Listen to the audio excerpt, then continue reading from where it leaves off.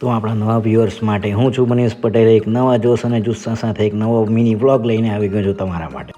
આપણા રિલેટિવની શોપ અહીંયા સાવલી આવતા રેસિડેન્સીમાં સર્વિસ રોડ પર આવેલી છે, તેને રેન્ટ પર ચડાવવાની છે.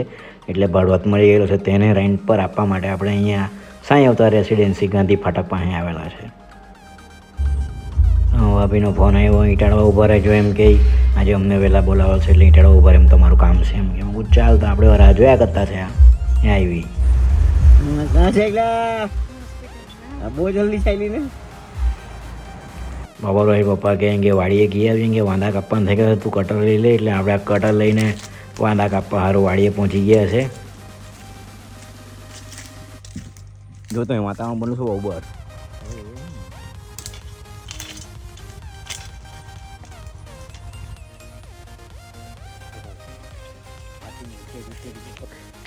ખેડી મૂકે તો વાંધો જ ક્યાં છે?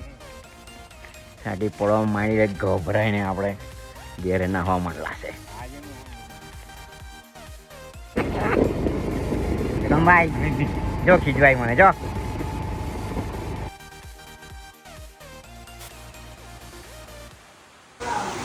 હવે ચાય બંડી છે ગરમ ગરમ.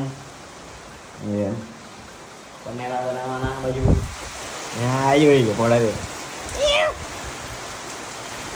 ગરમ ગરમ ચાય લઈને આપણે ઓટલે જ બેસી ગયા. મેં કહું આજે વરસાદનો આનંદ એટલે ચા પી મૂકીએ એમ. વરસાદ બહુ પડ્યો એટલે નેર પરની ચારો બધી ગોલેઠિયા ગાઈ ગયેલી. ગાડીઓ જેમ તેમ જાય બધી ગહડાઈને. હા, આપણે નવસારી જવા માટે નીકળ્યા. બહુ વરસાદ પડે કે તમે ભાભી ગઈ લેવા આવી જાવ કે આ ગાજવીજમાં કાં ગાડું લઈને આવવાની એમ કહી.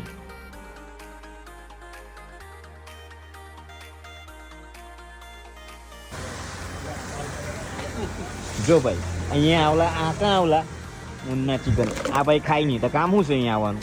હોંડીડા ડોંડી બળે રહ્યા થઈ જાય આવા.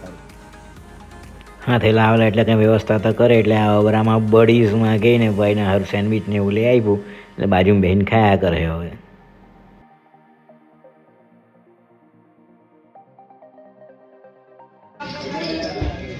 चालू खाजी हाँ ये हमारा पार्सल खुल रहा है.